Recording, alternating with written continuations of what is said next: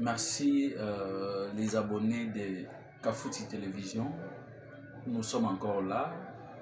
Nous avons déjà dit que notre chaîne est essentiellement économique, pour ne pas dire fiscale. 80% de nos émissions feront en sorte qu'on puisse analyser ou débattre sur l'économie et la fiscalité. La fois passée, nous avons défini la fiscalité, c'est quoi. Nous avons montré c'est quoi un conseiller fiscal et nous avons montré définir ce qu'on appelle les systèmes fiscaux congolais. Et aujourd'hui, nous allons parler de l'impôt. Vous voyez, dans tous les gouvernements du monde, dans la démocratie moderne, c'est l'État qui est une organisation qui organise les pays. C'est l'État qui structure les pays, qui réglemente les pays. Parce que les pays, dans un pays, il y a ce qu'on appelle les citoyens, pour ne pas dire la population. Et cette population a des besoins. Cette population a des préoccupations. Et toutes ces préoccupations, tous ces besoins, c'est l'État qui doit répondre. Mais l'État aussi, pour répondre, il doit avoir des ressources, il doit avoir des moyens.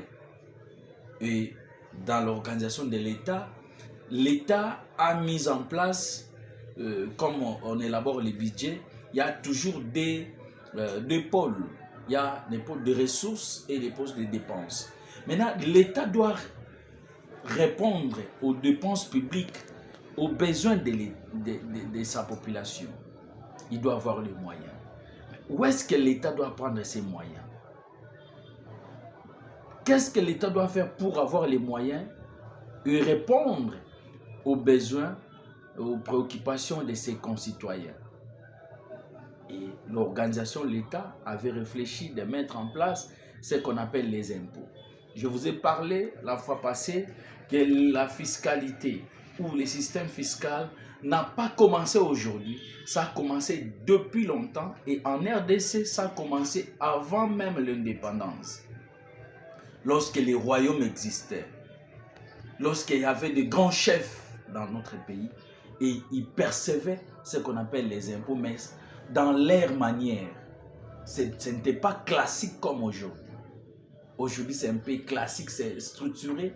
Mais avant l'indépendance, avant que les Belges arrivent, il y avait déjà, les impôts existaient déjà, on percevait déjà les impôts.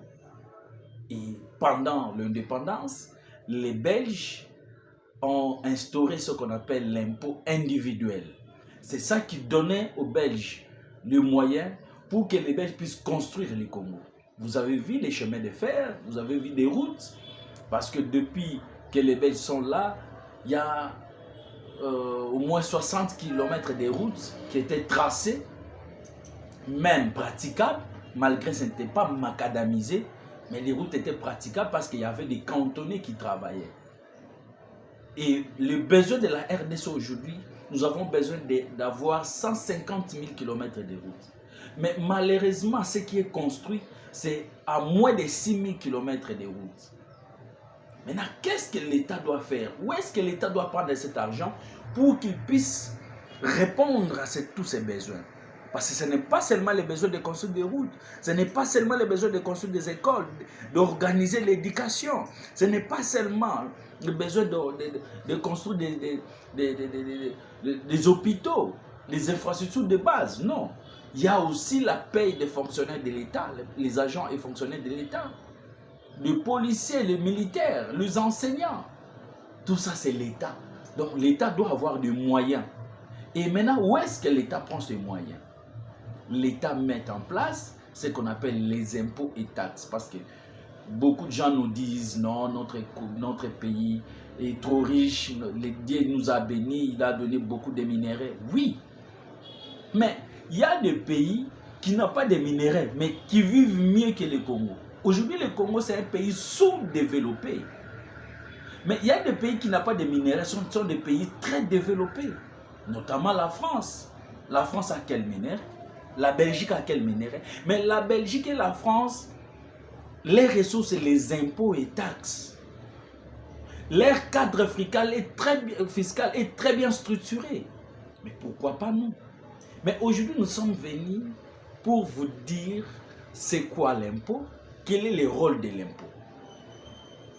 Parce que je vous ai dit que tous les besoins que l'État a, il doit répondre. Mais pour répondre, il doit avoir l'argent. Et pour avoir l'argent, l'État doit se baser sur les impôts et taxes. Maintenant, c'est quoi l'impôt? Aujourd'hui, on va parler seulement de l'impôt. Et la taxe, on va parler, je crois, demain ou mardi. C'est quoi l'impôt? L'impôt, c'est l'ensemble des prélèvements pécuniaires obligatoires sans contrepartie.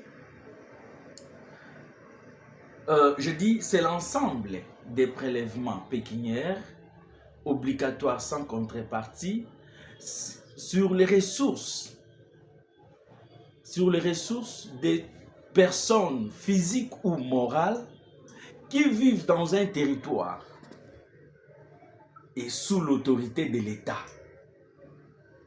Donc c'est l'État qui fait qu'on puisse percevoir tous ces impôts-là. Il y a des gens qui disent qu'on paye. Non, moi je ne préfère pas dire payer, mais moi je préfère dire la contribution. Donc tous les citoyens d'un pays, toute personne qui a des intérêts dans un pays, qui fait des business, qui fait des opérations, qui investissent, qui créent des entreprises, doivent contribuer pour le développement de ces pays-là. Doivent payer les taxes, doivent payer les impôts, doivent contribuer plutôt. Je ne peux pas dire comme tout le monde qui dit payer, mais moi je dis la contribution. Parce que si tout le monde contribue, et cet argent est très bien géré, vous allez voir que notre pays va se développer. Il y a quelqu'un qui m'avait écrit en privé, il m'a dit, mais vous parlez plus qu'on puisse être des bons citoyens en payant les impôts et taxes, mais est-ce que vous ne voyez pas que ceux qui gèrent cet argent gèrent très mal? Il n'y a pas la bonne gouvernance en RDC. J'ai dit oui, vous avez totalement raison. Je ne peux pas vous contredire. Mais vous qui payez les impôts, quel est votre part? Qu'est-ce que vous faites quand vous constatez que ceux qui gèrent mal, ceux qui gèrent détournent, ils font de n'importe quoi avec notre argent? Qu'est-ce que vous faites? Voilà la naïveté au sein des Congolais. Les dirigeants font de n'importe quoi. Nous sommes là en train de regarder et des fois ils viennent chez nous. Nous commençons même à applaudir ceux qui ont volé notre argent. Donc sur ce, nous aussi, nous avons cette responsabilité de veiller. Donc quand vous payez l'impôt, vous devrez aussi veiller pour que cet argent ne puisse pas être volatilisé. C'est à notre responsabilité, c'est notre responsabilité.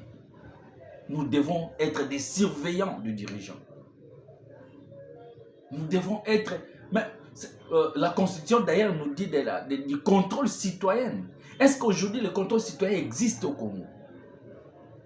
Quand nous voyons que nos militaires sont très mal payés, quand nous voyons que nos policiers sont très mal payés, quand nous voyons que nous n'avons pas de routes, mais nous payons les impôts, qu'est-ce que nous faisons? C'est de notre responsabilité. Mais aujourd'hui, nous sommes venus pour parler de la définition de l'impôt. Nous avons dit la définition de l'impôt, c'est l'ensemble des prélèvements pécuniaires obligatoires. C'est l'ensemble des prélèvements pécuniaires obligatoires sans contrepartie sur les individus, sur les personnes physiques ou morales. Mais cet prélèvement, c'est l'État qui l'établit. Mais ce qui nous intéresse ici, c'est, dans la définition, on nous dit c'est le prélèvement obligatoire. Donc l'impôt est obligatoire. Tout citoyen est obligatoire de contribuer pour le développement de son pays. Tout celui qui est en train d'investir, tout celui qui est en train de faire des opérations économiques doit contribuer pour que son pays puisse se développer. Et on nous parle encore du pécuniaire. Donc, le pécuniaire, c'est-à-dire l'argent. Vous ne pouvez pas faire l'échange que non, moi je donne des bêtes à la place de l'impôt. Non, l'impôt, on donne que l'argent, du cash. On donne que du cash. Et on nous parle de sans contrepartie. Donc, quand vous payez l'impôt, vous ne pouvez pas se demander que moi je paye l'impôt, qu'est-ce que je dois gagner? qu'est-ce que vous allez faire pour moi? On pose cette question si vous payez, si vous contribuez pour la taxe. Ah là, vous pouvez poser cette question que oui, moi je paye la taxe, qu'est-ce que vous allez faire pour moi? Mais l'impôt, il n'y a pas de question. C'est obligatoire, vous devrez contribuer. C'est maintenant à l'État de s'organiser. Qu'est-ce qu'il doit faire pour les pays, pour le développement du pays? Donc voilà quelques précisions sur la définition de l'impôt. Maintenant, quel est le rôle de l'impôt? L'impôt a 3 rôles. Premièrement, l'impôt a le rôle, ce qu'on appelle le rôle financier. Donc c'est pour couvrir les dépenses publiques. L'État doit avoir l'argent et cet argent provient des impôts. Et cet argent, l'État doit couvrir les dépenses que je venais de citer ici, des routes, des écoles, le paiement des agents et fonctionnaires de l'État. Il y a tant de besoins que l'État a. Donc l'État, c'est pour couvrir les besoins publics. Deuxièmement, le rôle de l'impôt, c'est le rôle économique. L'impôt joue un grand rôle sur l'économie. Le rôle économique de l'impôt, c'est pour régulariser l'économie du pays. Je donne des exemples. L'État constate que la vente du tabac dans un pays, on dit que le tabac est préjudiciable. Maintenant, qu'est-ce qu'il doit faire pour que l'État puisse protéger ses concitoyens? Il dit donc, je dois interdire la vente du tabac. Maintenant, qu'est-ce que je dois faire? Qu'est-ce que l'État doit faire? L'État doit mettre en place, il doit contrecarrer la vente du tabac. Comment? Peut-être il doit revoir